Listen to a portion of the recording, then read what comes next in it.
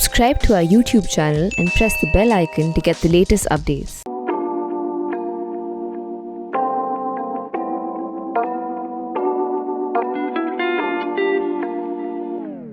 We all know what the aurora is and what aurorae are. We've seen images of the spectacular phenomenon of colorful lights in the sky. Some of us perhaps have been lucky enough to even see them in real life. Aurorae occur because charged particles from the sun collide with the Earth's atmosphere. But aurorae have also been recorded at Mars. In fact, this week we actually got pretty detailed images of the aurora occurring at Mars. But Mars does not have an atmosphere that's even remotely comparable to Earth. So how does an aurora form there? Turns out in ultraviolet. That is what we'll be looking at in this very colorful video today. All about aurora, aurorae at Mars, on Earth, how they form and why they look the way they do. I'm Sandhya Ramesh and this is Pure Science. On Earth, when aurorae occur in the northern hemisphere, they are called the aurora borealis or the northern lights.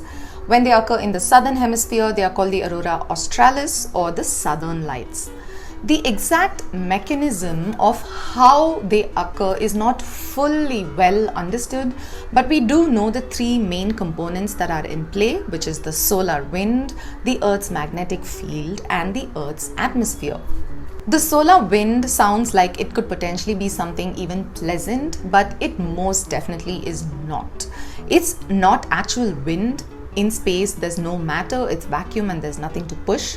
Instead, solar wind is actually made up of plasma or superheated charged particles from the sun that are actually so hot that they escape the sun's gravity. These charged particles then travel along the lines of the solar magnetic field, which radiate outwards into the solar system. This is what makes up the solar wind.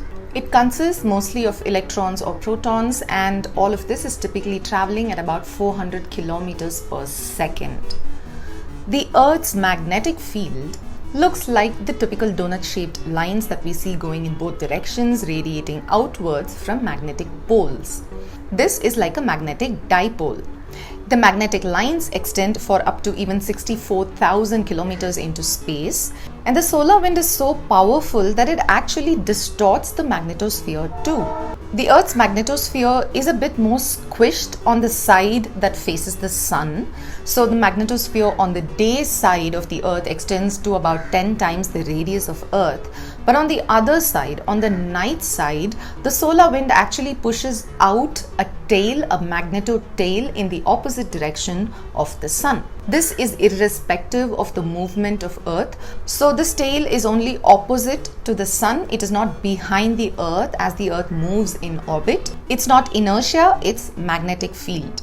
The same thing happens even with comets, in fact. When the comet is exposed to solar radiation and encounters the solar wind, volatile materials on the comet start vaporizing and streaming out, and this material forms tails.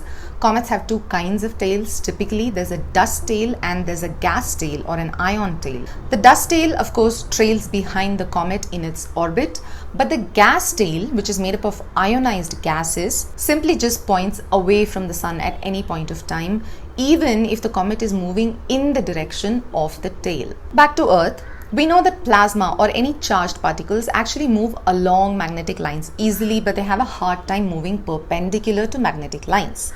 So Earth's magnetic lines deflect this plasma. They do so, and the solar wind moves along these magnetic lines outwards, but at the pole, their trajectories are modified. These particles then ionize and excite the gases in the upper atmosphere at the poles, and this leads to the formation of aurorae. Aurorae come in a range of colors, typically green. We also see hues of pinkish red and purple. These colors form because of gases in the atmosphere. When their electrons get excited, they emit photons or they emit energy in the form of light. Oxygen releases green, yellow, or red wavelengths. Nitrogen releases blue and purple, and of course red and blue colors are rarer in aurorae, but they do occur. Naturally, the colors vary with gases, so they also vary with altitude. Aurorae, of course, also occur on other planets and bodies that have magnetic fields and atmosphere. So basically, they occur on all planets except Mercury. They even occur on some moons like Europa and Ganymede. On Mars, there's no visible aurora because there isn't enough oxygen or nitrogen. The Martian atmosphere is just about 1% as dense as ours. It is made up of primarily carbon dioxide, which makes up about 95% of the atmosphere, and the rest of it is nitrogen and argon, and then trace amounts of things like oxygen and hydrogen and carbon monoxide and so on. In its upper atmosphere, at around 200 kilometers and higher, there is molecular hydrogen around Mars. When protons from the solar wind hit hydrogen, they gain electrons, and this results in neutral hydrogen atoms. These neutral atoms emit photons, but the light is too dim to be seen with the naked eye. But it is visible very clearly in the ultraviolet. These kind of aurorae are called proton aurorae, and they happen on Earth as well, in low latitudes and in small regions near the poles. But on Mars, they can happen anywhere around the planet, and they do. Proton aurorae were first observed in 2015 by the MAVEN mission. When astronomers first saw this phenomenon, they actually thought it was rare or unusual, but turns out it's not. It's actually pretty common around Mars. Since 2015, the ultraviolet or proton aurora around Mars has been studied continuously, and MAVEN has made many observations. For example, it has found periods of increased atmospheric escape where solar particles cause more stripping of existing gas particles around Mars, and these periods where there's more gas escaping into space also correspond with increase in proton aurora intensity and occurrence. Proton aurorae on Mars also occur more in the summers.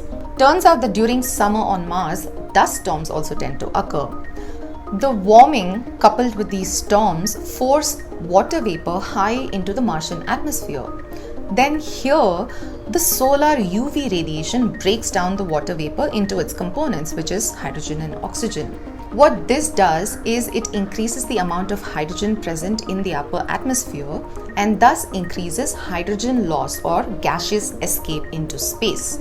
And we know that when there's more gas escaping, there is more proton aurorae forming. This week, UAE's HOPE orbiter, which also reached Mars this year, used its UV spectrometer to actually capture images of proton aurorae around Mars. These are some of the richest images of the phenomenon that we've actually captured. In their website, the UAE Space Agency actually say that they include far and extreme UV auroral emissions which have never been imaged before at Mars. The UV aurorae that occur at Mars are actually quite unique because of their mechanism of action, which could also help us understand other phenomena and track other parameters. These include things like the distortion and the loss of the magnetic field around Mars, atmospheric escape, and also interestingly, proton aurorae on Mars can help us track water activity on the surface of the planet as well.